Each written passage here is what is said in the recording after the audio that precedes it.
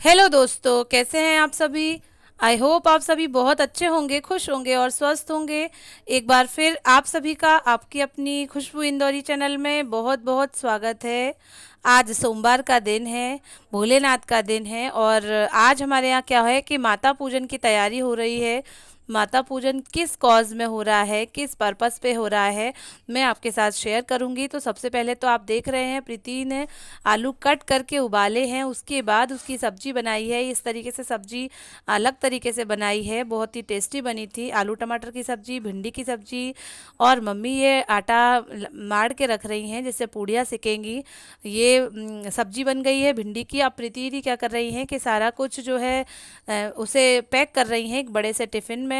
सब्जी, अचार और भी सारी चीज़ें, सलाद वगैरह और मीठा भी कुछ रखेंगी। मम्मी ने पूड़ी का एक हलवा भी बनाया है, वो सब भी रखेंगी। और मैं कर रही हूँ पूड़ी बेलना और मम्मी किचन में खड़े होकर सेक रही हैं, मैं यहाँ बाहर बैठ के बेल रही हूँ। हमारे यहाँ किचन में ज़्यादा जगह है नहीं है, तो फिर हम लोग इस तरीके से बाहर निकल के करने लगते हैं और बच्चे अपना काम कर रहे हैं। गाइस तो सभी लोग तैयार हो गए हैं, मम्मी भी तैयार है और नेहा भी तैयार है।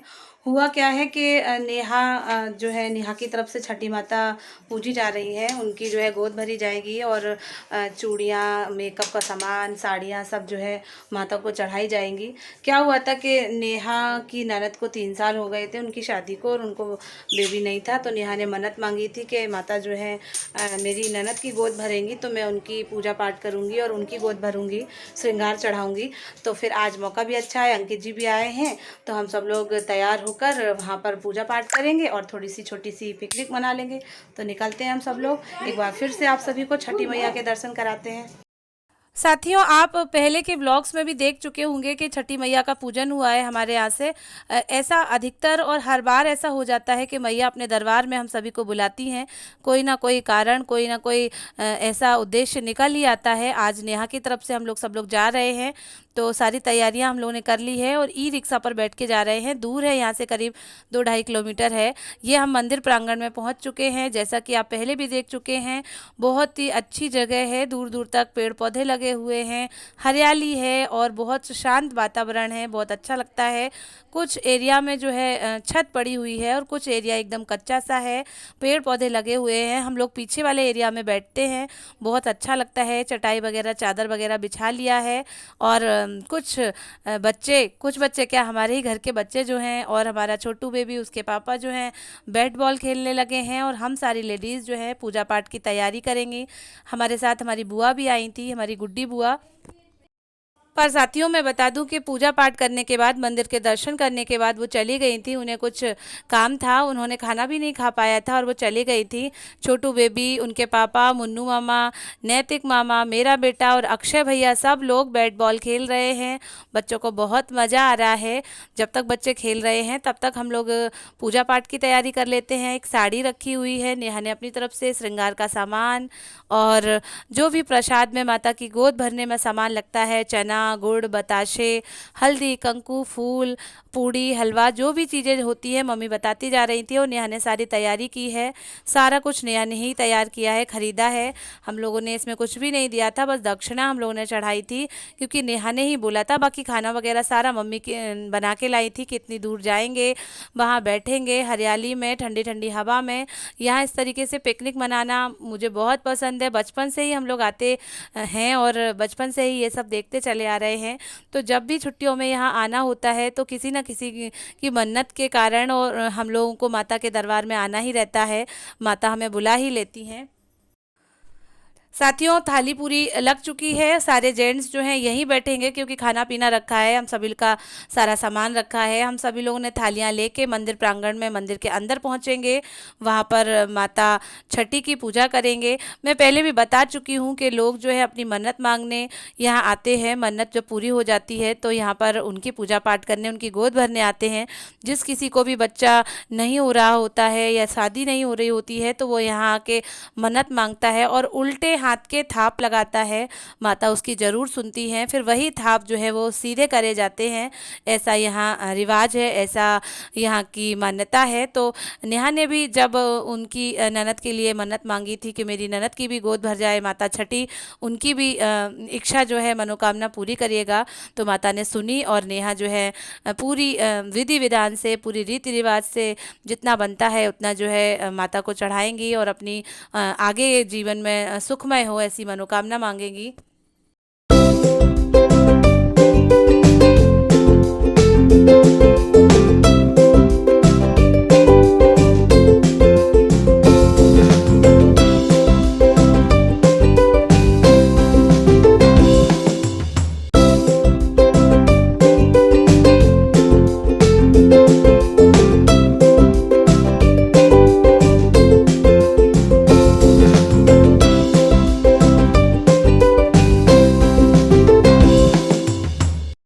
हमारे छठी मैया के प्रांगण में लोग जो है सुहागिन जिमाने भी आते हैं। दूर दूर से, गांव-गांव से लोग अपनी मन्नत पूरी होने के बाद माता को चढ़ावा चढ़ाने आते हैं। बहुत सच्चा दरबार है, हम तो बचपन से ही देखते चले आ रहे हैं और 2-3 साल से तो ऐसा हो रहा है कि हर समर वैकेशन में हम लोग का आना हो रहा है। किसी ना किसी की मन्नत रही जाती है तो उसको पूरी करने के लिए। अब क्या है कि पूजा पाठ सारी कुछ हो गई है, अब हम लोग जो है खाना की तैयारी कर रहे हैं, जिसमें पापा जो है सैलेड काट रहे हैं, मैं थालियाँ लगा रही हूँ, मम्मी ने और दीदी ने मिलके जो है आलू टमाटर की बढ़िया सूखी सब्जी बनाई है और भिंडी की सब्जी बनी है, कैरी की जो है मीठी आमटी है और बूंदी है, बूंदी का रायता है, सलाद है, पूड़ियाँ हैं, आम है, बहुत सारी चीज़ें हैं। दोस्तों, जब हम यहाँ ऐसे बाहर गांव कहीं आते हैं तो खाने का कुछ अलग ही मज़ा होता है, कुछ अलग ही भूख लगती है। हम लोग जो हैं सबसे पहले बच्चों की थाली लगा रहे हैं क्योंकि इस समय 1:30 से 2 बज रहे हैं, बच्चे भूख भूख भी चिल्ला रहे हैं। तो पूजा पाठ जब सारी हम लोगों ने निपटा दी उसके बाद ही खाना की थालियां लगाई। इस समय बुआ जो है चली गई थी, उन्हें अचानक से काम आ पड़ा था, तो हम लोग को हालांकि बुरा तो लगा कि हम लोग बुआ को भी लेके आए हैं और उन्होंने खाना भी नहीं खा पाया है, लेकिन कोई नहीं, बुआ सब समझती हैं और जो है हमारे यहाँ आके उनको हम लोग खिला देंगी खाना। जब हम लोग खाना खा ही रहे थे तो 2 लेडीज़ खाने के लिए आ गई थी।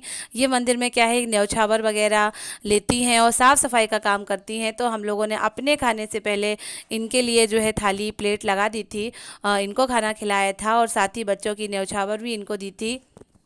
इस तरीके से कुछ काम करना या कुछ ऐसा होता है तो मन को एक अलग ही संतोष मिलता है, एक अलग ही सुकून मिलता है। माता के दरबार में तो जितना भी चढ़ाया ठीक है, लेकिन इस तरीके से हम जब किसी को खाना खिलाएं या दान में कुछ दान धर्म करें तो अलग लगता है, कुछ अच्छा ही लगता है। तो मैं उनसे पूछती जा रही हूँ कि कुछ भी आपको लगे, कुछ भी ज़रूरत हो तो आप बता देना। अगर आपको घर भी ले जाना है तो हम लोग पैक कर देंगे आपके लिए खाना, तो आप लोग आराम से बैठ के खाइए। तो वो बहुत आशीष देते हुए, बहुत आशीर्वाद देते हुए बातें कर रही हैं कि लोगों ने आते हैं और यही कचरा फेंक के चले जाते हैं, कुछ देते लेते भी नहीं हैं। तो यही सब वो लोग हम लोग को बातें बताई जा रही हैं।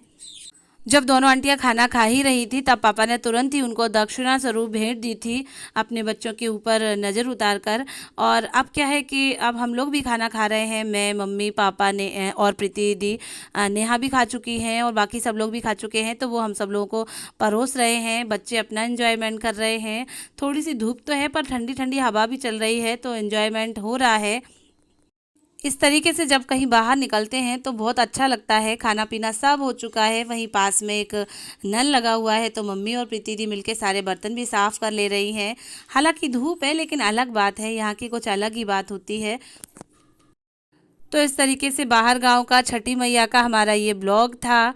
आपको अच्छा लगे तो प्लीज़ दोस्तों लाइक करें, शेयर करें और सब्सक्राइब करें।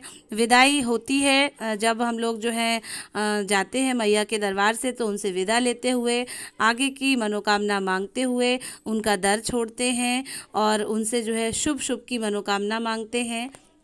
तो एक ऐसी मनोकामना कि हमारा और हमारे व्यूवर्स का साथ हमेशा बना रहे। Thank you, bye bye.